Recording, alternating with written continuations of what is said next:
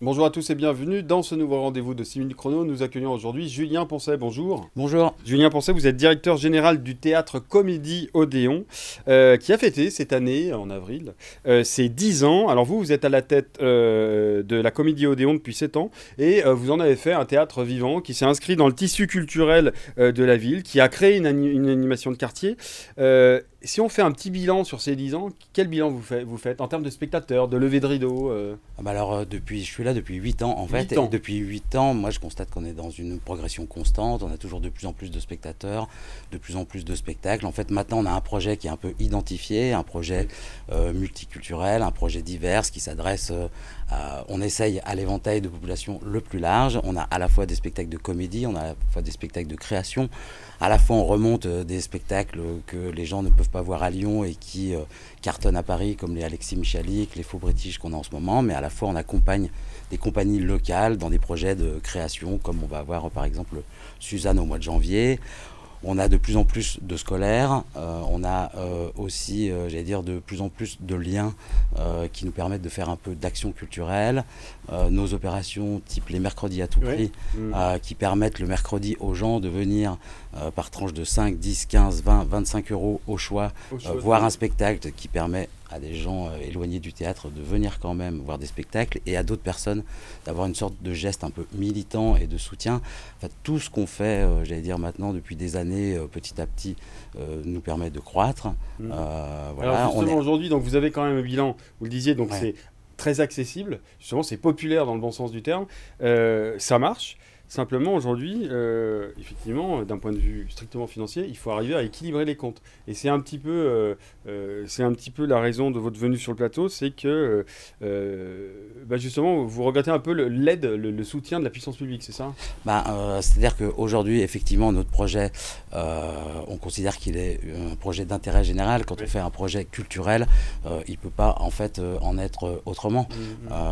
J'ai oublié de dire, mais on fait aussi beaucoup de spectacles jeunes publics, les vacances scolaires, etc. On essaye d'avoir un projet large et ouvert. Simplement, un théâtre qui ne bénéficie d'aucun soutien public, c'est un théâtre qui dépend complètement aussi d'événements exogènes. Je vais prendre un exemple. On accueillait André Mainviel pendant les nuits de Fourvière quand il y a eu les émeutes en centre-ville. Eh bien, dans la période qui a suivi, pendant 3 semaines, plus personne ne venait en centre-ville. On a eu une grève. Enfin, je ne parle même pas du Covid, mais on est tellement dépendant d'événements qu'à chaque moment, on joue à la roulette russe et on a la possibilité de tomber du cheval. Voilà, on ne peut plus, j'allais dire, tenir dans le temps de cette manière. Et aujourd'hui, effectivement... Donc, qu'est-ce que vous demandez aux collectivités? D'abord, on demande aux collectivités, j'allais dire, de pouvoir imaginer avec nous des partenariats intelligents qui nous sécurisent. On ne demande pas à tout prix, j'allais dire, un soutien qui ferait de nous une sorte de théâtre public ou autre. Mais je pense que ce projet, j'allais dire, qui s'inscrit effectivement sur le territoire, qui, j'allais dire, génère énormément d'emplois, plus de 3000 cachets pour des artistes vivants sur le territoire chaque année, des spectacles en tournée qui font rayonner le territoire, et puis 60 000 personnes qui viennent dans le quartier le soir. Je peux vous dire que nos voisins, par exemple, sont très heureux. Oui, parce qu'on se souvient du quartier Grelais qui pendant longtemps a été non pas une zone de non-droit, mais il n'y avait personne. Bien sûr, et tous nos amis restaurateurs autour, d'ailleurs, se félicitent, j'allais dire, de notre travail. On est tous ensemble sur le territoire, et aujourd'hui, on a besoin de sécurité, on a besoin que la collectivité puisse échanger avec nous pour sécuriser notre projet, pour faire en sorte, j'allais dire, que chaque année, on n'ait pas le sentiment qu'on va passer à la trappe. On est dans un lieu culturel patrimonial ouvert depuis 1907.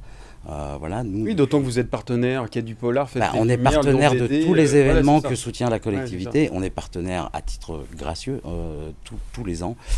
Et aujourd'hui, j'ai envie de faire savoir à n'importe laquelle des collectivités que finalement, à peu de frais, j'allais dire, on peut faire perdurer ce projet et éviter qu'un jour ou l'autre, les partenaires avec lesquels je porte ce projet depuis le début, j'allais dire, soient les seuls à assumer le risque.